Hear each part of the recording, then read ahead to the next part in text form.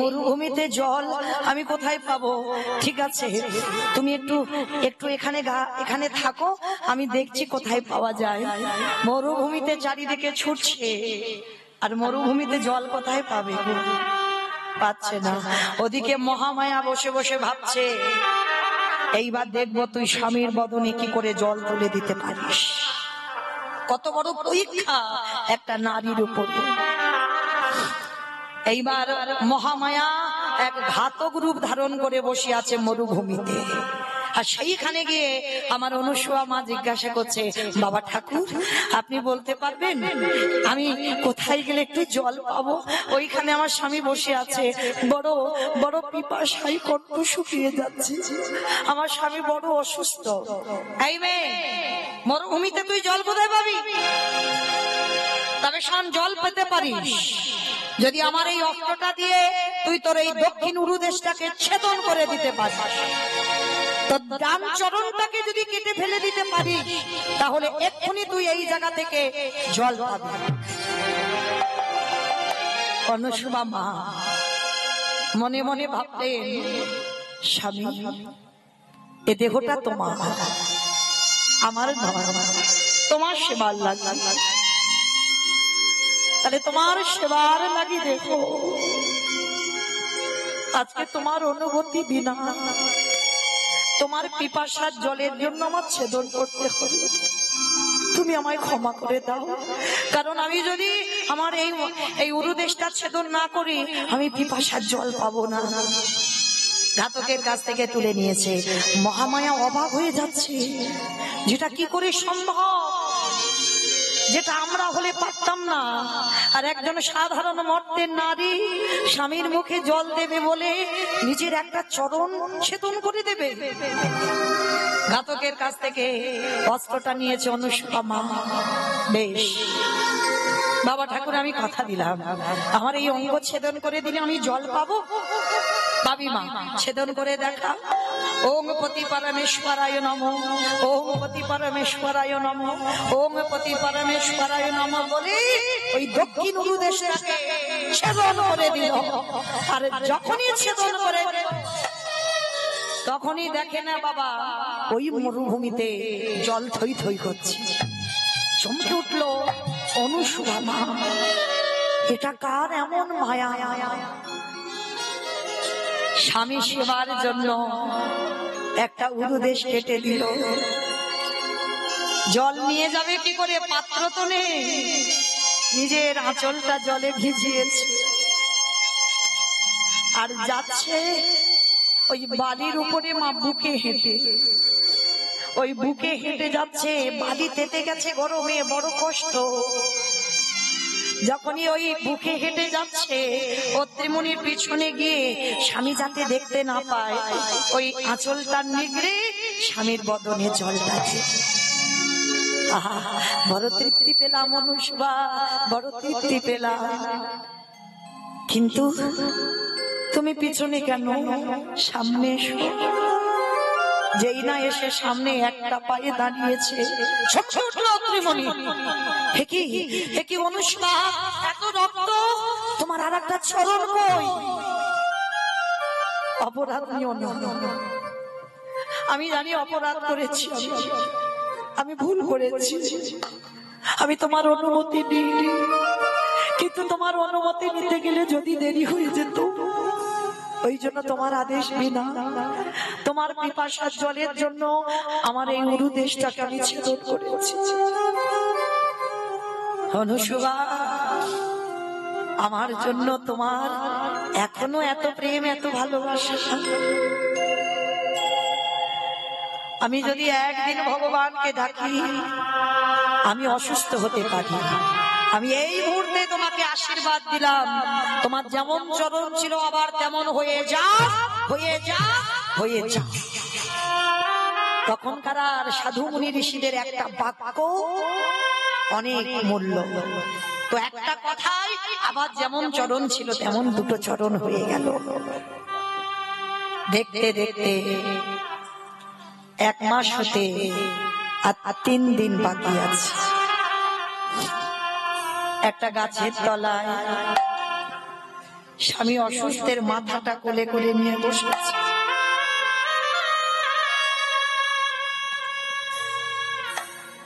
পত্রীমণি বলছে, অনুসুয়া এবার চলে যাও, এবার তুমি তোমার বাপের বাড়ি চলে যাও, কারণ আর তো মাত্র 3 দিন বাকি আছে। হিসাব করে আর 3 দিন পরে আমার সূর্য ওঠার সঙ্গে সঙ্গে আমার মৃত্যু হবে। যাও যাও, আমার এখানে বাঘ শিকার পুকুরে ছিঁড়ে খাক, আমার অসুবিধা নাই, কারণ সেই তোমার চলে যেতে হবে, আমি মৃত্যুকে আর ভয় পাই না। যাও, তুমি আমাকে রেখে চলে যাও। আবার তুমি ভুল করছো, যে কটা দিন সুখে কাটিয়েছি সেই কটা দিন নয় দুঃখেও কাটালা, কিন্তু তোমার চরণ ছেড়ে আমি কোথাও যাব না। অনুসুয়া, তুমি কেন বুঝতে চাইছো না? 3 দিন পরে আমার মৃত্যু, আমি তোমাকে কার কাছে রেখে যাব? তুমি যদি তোমার বাপের বাড়ি ফিরে যাও, আমি তো মরে শান্তি পাবো। তুমি চলে যাও, তুমি ছুটে যাও। না শাশা, মরতে গেলে তোমার সঙ্গে মরবো, বাঁচতে গেলে তোমার সঙ্গে বাঁচবো। আর দেখি না কার এত বড় সাহস আমার কাছ থেকে তোমায় নিতে পারে। সাবিত্রী মা ফেরাইনি সত্যবানের প্রাণ, বেহুলা মা ফেরাইনি লক্ষ্মীন্দরের প্রাণ। স্বামী মরে গেছে, হাড়গুলো গুছিয়ে রেখেছে, আবার আমার মনসামা চুরি করে একটা হাড় নিয়ে নিয়েছিল, সে আবার খুঁজে খুঁজে আনতে হলো। কত বড় একটা সতী নারীকে পরীক্ষা দিতে হলো, কিন্তু শেষে ভগবান দেব দেবী সবাই নত হতে হলো মা বেহুলার কাছে, মা সাবিত্রীর কাছে। যমরাজ এসে নত হয়ে গেল। অনুসুয়া মা মনে মনে চিন্তা করছে, আমিও পারবো, কারণ আমি একনিষ্ঠ ভাবে যদি আমি পতি সেবা করি, আমিও পারবো, আমিও করে দেখাবো জগতে। শোনো স্বামী, অভিশাপ আছে, সূর্য ওঠার সঙ্গে সঙ্গে তোমার মৃত্যু হবে। পারবে না। তাহলে কি করে পারবে না বলে, দেখো না স্বামীর মাথাটা কোলে করে নিয়ে অনুসুয়া বসে আছে। সূর্য দেবতা একদিন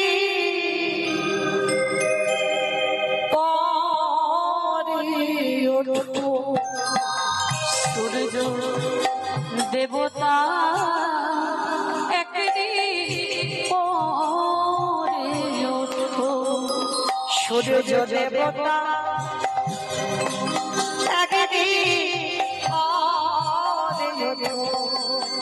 সূর্য দেবতা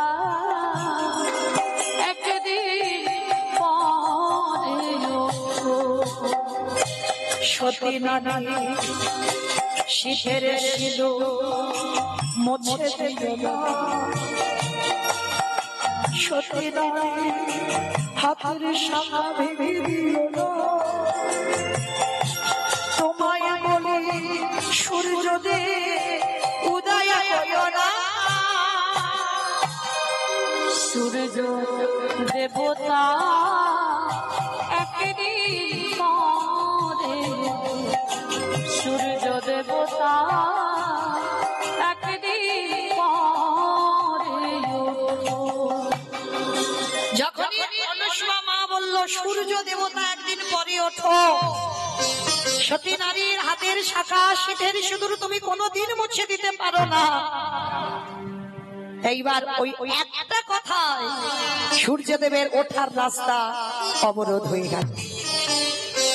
1 সপ্তাহ হয়ে গেল আর সূর্য উঠছে না, আর সূর্য না উঠলে পত্রীমণির মৃত্যু হবে না। রাস্তা অবরোধ হয়ে গেছে একটা মর্তধামের নারীর কথা। আর যখন সূর্য উঠতে পারছে না, বাবা সূর্যদেব যদি না ওঠে জীব জগৎ সব মরে যাবে, কেউ বাঁচবে না। গাছপালা না থাকলে অক্সিজেন পাবো না, আর জীব জগৎ সৌরশক্তি তো দরকার, বাঁচবো না, কেউ বাঁচতে পারবো না। সূর্য উদয় হয় তার নিয়ম অনুসারে, তাই তো আমাদের প্রাণ আছে। তো আজকে যেই না সূর্য এক সপ্তাহ উঠছে না, দেবতারা অস্থির হয়ে গেছে, চঞ্চল হয়ে গেছে, সবাই মিলে গিয়ে দাঁড়িয়েছে, প্রভু প্রভু কি ব্যাপার প্রভু, তুমি কি খবর রাখো না? এক সপ্তাহ হয়ে গেল, সূর্যদেবের কি হলো, উঠছে না কেন? সে কি সূর্য উঠছে না মানে তার তো সময় নিয়ম অনুসারে তাকে প্রতিনিয়ত উঠতে হবে। বলে না, উঠতে পারছে না, কি হয়েছে বুঝতে পারছি না। বৈকুণ্ঠপতি নারায়ণ ধ্যানাস্ত হয়েছে, আর ধ্যানাযোগে দেখছে মর্তধামের এক নারী, তার কথাই রাস্তা অবরোধ হয়ে গেছে। সে সূর্যের রাস্তা আর খোলা নেই, বন্ধ, সে আর উঠতে পারছে না। নারায়ণ এক বালক রূপ ধারণ করে অনুসুয়া মার কাছে ছুটে গেছে। মা, ও মা। কে বাবা? স্বামীর মরা মাথা নিয়ে বসে খাচ্ছে। ও মামা,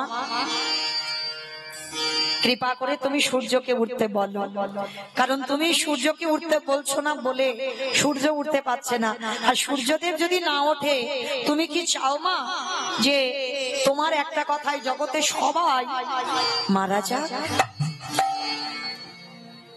অনুসুয়া মা স্বামীর মাথাটা রেখে ওই বালকের কাছে এসে করজোর করে বলছে, জানি না বাবা কে তুমি, তবে আগে তুমি আমার একটা প্রশ্নের উত্তর দাও তো বাবা, তুমি আমাকে কি বলে ডেকেছো?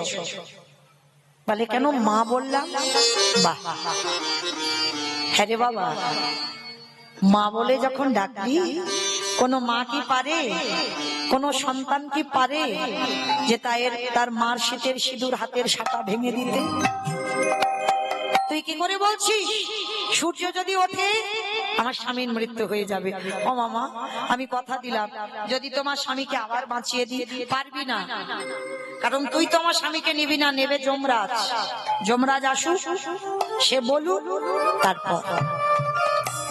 লক্ষ্যকারের মা যারা লীলাটা শুনছেন, একটা সাধারণ নারীর কত ক্ষমতা থাকে আমরা চালনা করতে পারি না। নারী শক্তি, নারী দশভুজার অংশভূতা।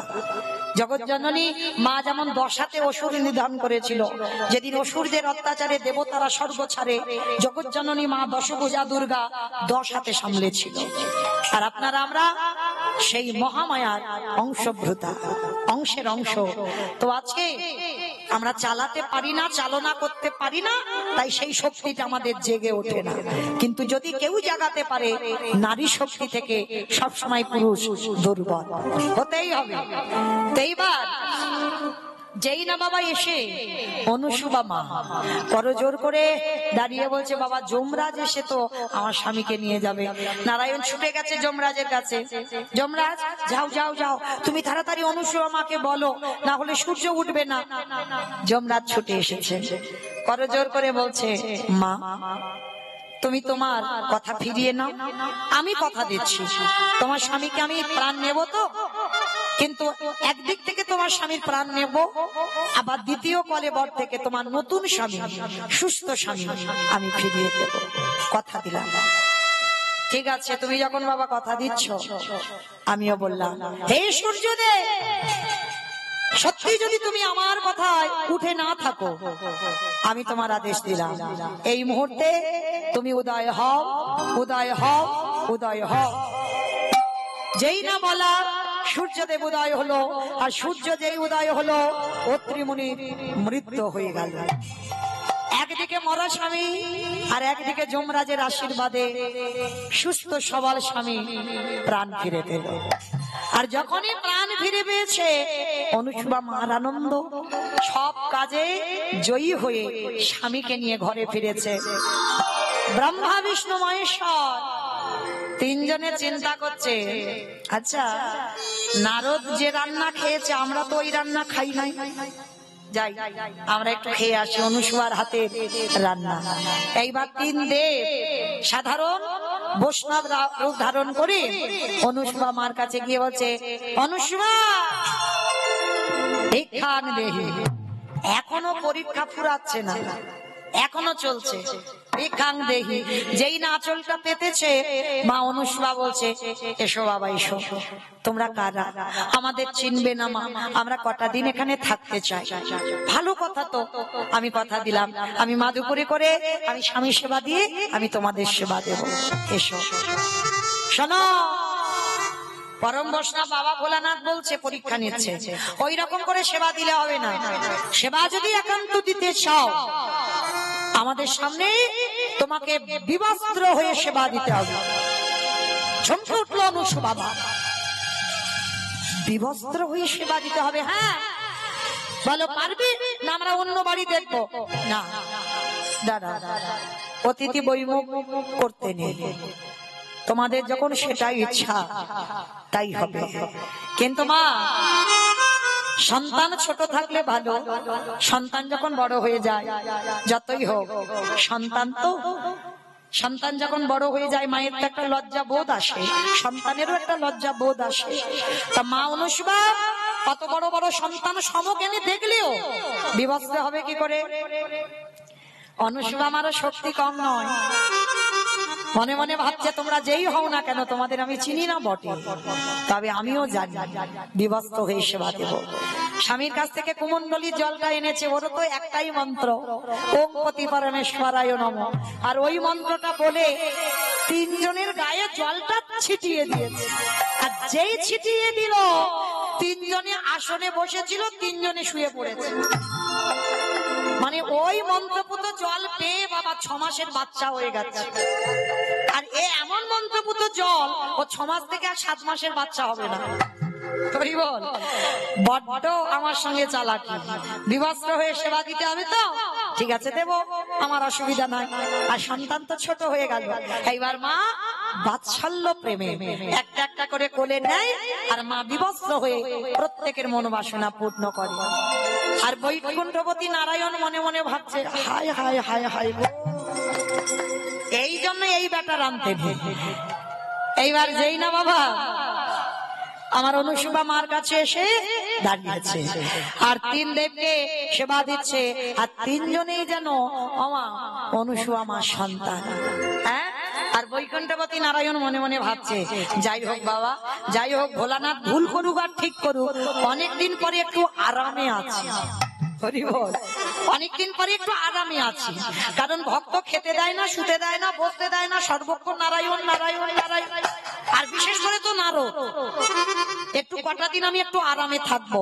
এইবার অনুসুবা মা 3 দেবকে বাচ্চা করে দিয়েছে। মা কিন্তু জানে না ওরা কারা, মা জানে যাই হোক না কেন বাচ্চা করে দিয়েছে আমার 3টে সন্তান। এইবার 3 জনকে তেল মাখায়, নিজেই দুগ্ধ সেবা করায়, নিজেই ওই রোদে ঘুম পাড়ায়, 3টে দোল্লায় 3 দেবকে দিয়ে। আর মা কি করে, প্রত্যেকদিন ওদেরকে আদর করে, যত্ন করে, ভালোবাসে, আর মা রান্না বান্নায় করে দিন কাটায়। আমার এটা টুলু ধনী।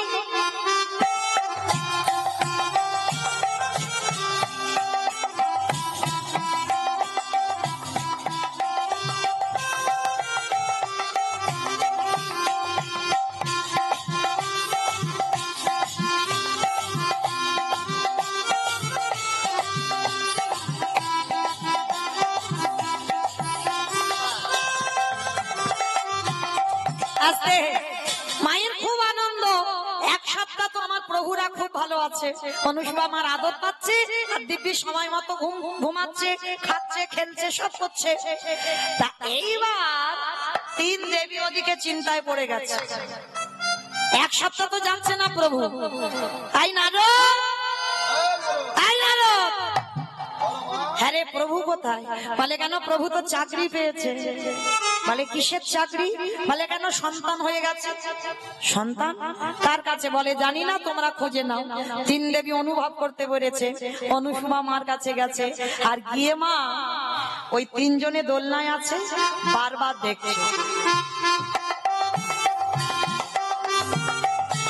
চিনতে পারছে না তো, সব তো 6 মাসের বাচ্চা, আর সব একরকম হয়ে গেছে। আর একজনকে একটু চেনা যাচ্ছে, ওই একটু ভুঁড়ি মতো আছে, ওইটা একটু চেনা যাচ্ছে। হরি বল। এইবার যখন 3 দেবী পাচ্ছে না খুঁজে, অনুসুবার মনে একটা সন্দেহ ঢুকলো, 1 সপ্তাহে 3 জন, আবার 1 সপ্তাহে 3 দেবী, তার মানে এরা অন্য কেউ নয়, নিশ্চয়ই কোনো একটা ব্যাপার আছে। অনুসুয়া এসে বলছে, ও মেয়ে, তোমরা 3 জনই কাকে খুঁজছো? চরণ ধরে বলছে, মা আমাদের স্বামীকে খুঁজে পাচ্ছি না। স্বামী? স্বামী এখানে আসবে কেন? এই তো আমার 3টে ছেলে। বলে জানি না, গেল কিন্তু ফিরছে না 1 সপ্তাহ। মা আমি জানি তুমি ওদের ছোট করেছো, ফিরিয়ে দাও। কে তোমরা?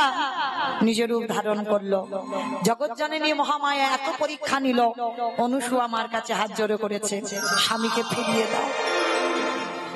এই মেয়ে মার কাছে ওই রকম করে কাঁদলে কি না ফিরেতে পারি? দিচ্ছি। কুমণ্ডলীর জলটা নিয়ে ওং পতি পরমেশ্বরায় নম বলে ছিটিয়ে দিয়েছে, আর যেই ছিটিয়ে দিল 3 দেব দাঁড়িয়ে গেছে। অনুসুয়া মা তো চমকে উঠেছে, প্রভু আমি তো বুঝতে পারিনি তুমি এসেছে বলে। ভগবান করজোর করে বললেন, মা গো, তুমি করজোর করবে কেন? করজোর তো আমরা কর্জন করব, তোমার সতীত্বের কাছে আমরা দুর্বল। মা গো, আমরা 3 জনে কথা দিলাম, তুমি যে বর চাইবে আমরা সেই বর দেব। অনুসুয়া মা করজোর করে বলল, প্রভু দয়াময়, দিতে যদি হয় তুমি আমার একটা ধনে দাও, তোমাদেরকে যেন পুত্র রূপে আমি লাভ করতে পারি। আমি চাহি না দয়া, পুত্র রূপে লাভ করতে পারি। আস্তে আজকের ব্রহ্মা বিষ্ণু মহেশ্বর দ্বিতীয় কলেবর হয়ে অনুসুয়ার সন্তান হয়ে আবার অনুসুয়ার গর্ভেই জন্ম নিয়েছিল। আজকে নারদ মুনি ছুটতে ছুটতে এসেছে, প্রভু আমার কিচ্ছু দেবে না? আমি তো সতীটা খুঁজে বের করলাম, তোমার কি সাধ্য ছিল? তুমি কি পেয়েছো? আমি কিন্তু মঠকে ঘুরে ঘুরে এই সতীর সন্ধানটা পেয়েছি, আমাকে কিছু দাও।